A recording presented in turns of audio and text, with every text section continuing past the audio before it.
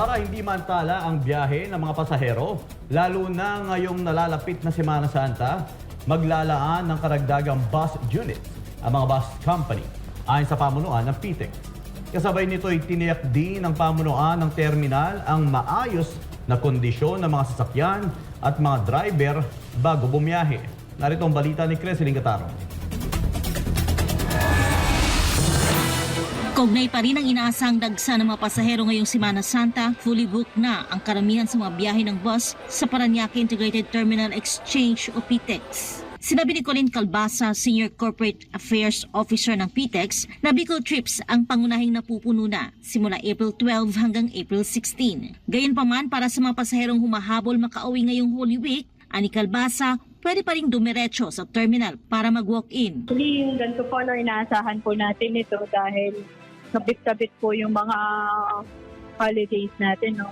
And then, syempre, yung mga iba pong magulang, ngayon pa lang po babiyahe dahil graduation season din po ng kanilang mga anak.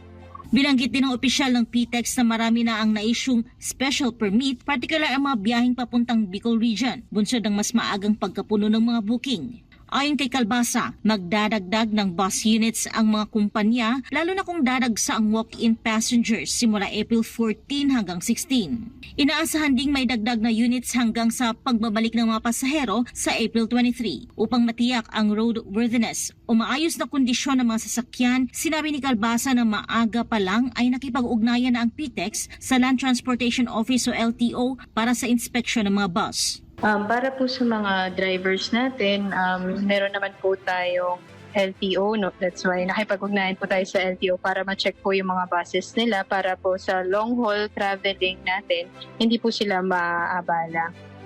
And then, syempre, yung untoward incidents po natin, sana may maiwasan. Dagdag pa ni Calbasa, may surprise drug test din na isinasagawa upang masigurong nasa maayos na kondisyon ang mga driver. May paalala rin ang PTEX sa lahat ng mga pasaherong maglalakbay. Ayan, paalala lang po sa ating mga pasahero natin na huwag na magdadala ng sharp objects, flammable items, and firearms.